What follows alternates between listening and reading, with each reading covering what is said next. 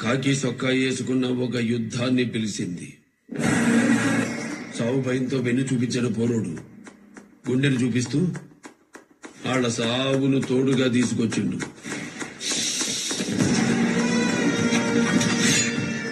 పిల్లోని ఏడుపు చూసి నాలో అమ్మరు ఆవాహం చేసిందో సాంబడు తాండవం చేసిండో తెలవదు గాని సారు ఆ పొద్దు నేను నరికిన నరుకుడు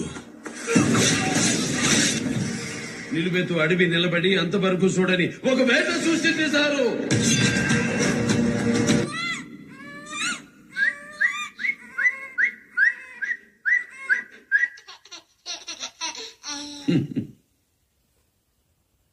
ఈ రూల్స్ పక్కన పెట్టి సంబంధం లేని చిన్న పోరుని కోసమే గంత చేసిన